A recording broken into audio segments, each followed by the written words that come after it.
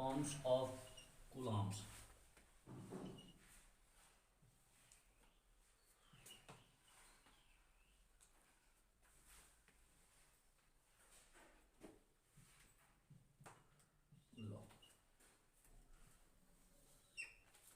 Coulomb नियम का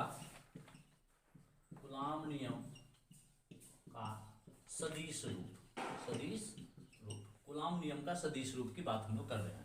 vector forms of coulombs law की बात कर रहे हैं हम लोग। देखिए vector forms of coulombs law में कूलाम के नियम को तो हम लोग पिछले क्लास में पढ़ लिए थे भाई। किसी दो चार्ज के बीच लगने वाला आकर्षण या विकर्षण का जो बल होगा, आकर्षण या विकर्षण का जो बल होगा दोनों चार्ज के गुणनफल के सीधा समानुपाती होगा तथा इनके बीच लगने वाला आकर्षण या विकर्षण का बल होगा इन दोनों चार्ज के बीच के दूरी के वर्ग के व्युत्क्रमानुपाती होगा। इसी के हिसाब से हम लोग F बराबर के Q1 Q2 बटे का आर स्क्वायर यानी F बराबर लिख सकते थे 1/4 पाई एप्सिलॉन नॉट इनटू का Q1 Q2 bye are square और इसी के जगह पे हम लोग लिखे थे 9 × 10⁹ Q1 Q2 bye are square. ऐसे करके हम लोग प्रूव कर चुके थे पिछले क्लास में। अब हम लोग देखते हैं vector forms of coulombs law. Coulomb के नियम का सदिश रूप क्या होता है, सदिश रूप की व्याख्या हम लोग कैसे करते हैं, अब हम लोग इसके बारे में थोड़ा सा देखते हैं। तो चलिए सबसे पहली बात हम लोग देखते हैं एक छोटा सा डायग्राम हम लोग बनाते हैं कूलाम के नियम के सदिश रूप को व्यक्त करने के लिए। एक छोटा सा डायग्राम हम लोग देखते हैं। जैसे मान लीजिए ये y एक्सिस है, ये x एक्सिस है और मान लीजिए z एक्सिस है। तो x हो गया, y हो गया, ये z हो गया। ये आपके पास ओरिजिन मूल बिंदु हो गया और यहां से देखिए यहां से r1 वेक्टर और r2 वेक्टर और कोई दो R1 और R2 डिस्टेंस पर कोई दो पॉइंट A और B है जहां पर Q1 चार्ज और Q2 चार्ज है। अब यहां पर देखिए F12 फोर्स काम कर रहा है, यहां पे F21 फोर्स काम कर रहा है।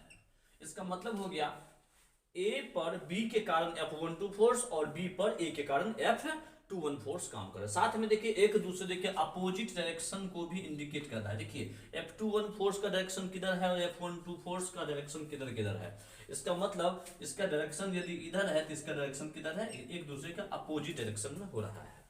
अब यहाँ पे देखिए सबसे पहली बात हम लोग जानते हैं भाई कूलाम के नियम में कोई दो पॉइंट चार्ज के बीच ही इलेक्ट्रिक फोर्स या कूलाम का फोर्स कार्य करता था। तो सबसे पहली बात हम लोग कूलाम के नियम में F बराबर सीख चुके हैं कि Q1 Q2 बटे का आर स्क्वायर। ठीक है, कि Q1 Q2 बटे का आर स्क्वायर ये हम तो कूलाम के नियम के रूप में हम लोग जान चुके हैं पहले से ही। अब हम लोग करेंगे क्या, Q1 चार्ज पर Q2 चार्ज के कारण लगने वाला फोर्स क्या है, F12। Q1 चार्ज पर Q2 चार्ज के कारण लगने वाला फोर्स क्या है, F12।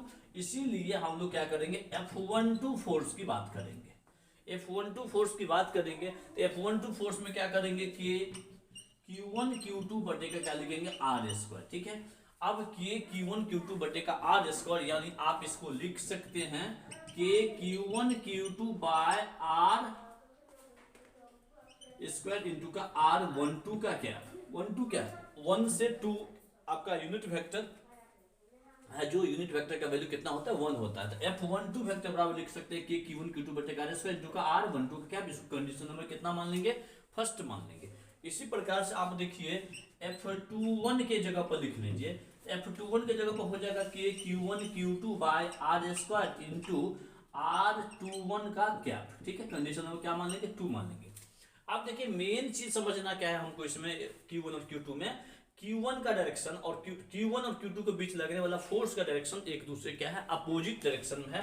इसीलिए देखिए यहाँ पे लिख सकते हैं since R12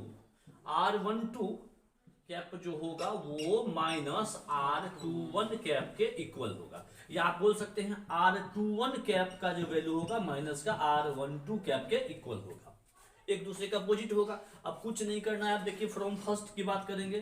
from first we have equation 1 की बात करेंगे। इक्वेशन 1 में देखिए F12 वेक्टर बराबर लिख सकते हैं कि Q1 Q2 बटे का आर स्क्वायर इंटू R12 का क्या लिखेंगे, क्या, यानी के Q1 Q2 बटे का लिखेंगे आर स्क्वायर इंटू आप देखिए R12 कैप के जगह पे आप लिख सकते हैं माइनस का R21 कैप। तो माइनस का R21 कैप लिख सकते हैं, इसको आप लिख सकते हैं माइनस के Q1 Q2 bye R square into R21 का कैप। ठीक है, अब देखिए गौर से ये जो देख रहे हैं, ये पार्ट जो देख रहे हैं आप, ये पार्ट आपका देख लीजिए, इक्वेशन नंबर 2 को इंडिकेट कर रहा है। इसका मतलब F12 वेक्टर बराबर लिख सकते हैं minus F21 vector.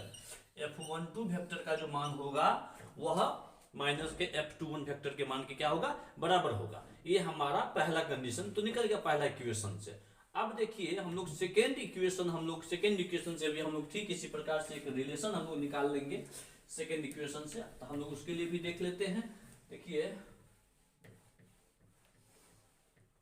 From equation second we have, equation second को देखिए गौर से, F21 vector is equals to लिख सकते हैं के Q1 Q2 bye R square into R21 का कैप दिया हुआ है। अब आप यहाँ पे के Q1 Q2 bye R square into R21, देखिए R21 के जगह पर लिख सकते हैं माइनस का R12 कैप, तो माइनस का R12 का कैप। ठीक है, अब देखिए इसके हिसाब से हम लोग जो है सो क्या लिख सकते हैं, माइनस का के Q1 Q2 bye R square into R12 का कैप। अब गौर से देखिए ये जो आपका रिलेशन आ रहा है, ये रिलेशन आपका इक्वेशन नंबर 1 का आ रहा है, यानी आप लिख सकते हैं माइनस F12 का वेक्टर। ठीक है, तो यानी आप इसके हिसाब से जब देखेंगे तो लिख सकते हैं F21 वेक्टर बराबर माइनस का F12 वेक्टर। F21 बराबर क्या लिख लेंगे, माइनस का F12 वेक्टर। यहाँ पे आपको आया है F12 बराबर माइनस का F21 वेक्टर, यानी यही जो है ना कूलाम के नियम को सदिश रूप के रूप में व्याख्या करता है। यानी कूलाम का सदिश रूप की जब बात करेंगे तो F12 बराबर माइनस का F21 प्रूव कर दीजिए और F21 बराबर माइनस का F12 के रूप में प्रूव कर दीजिए। यही कूलाम का वेक्टर रूप है, कूलाम का सदिश रूप यही है।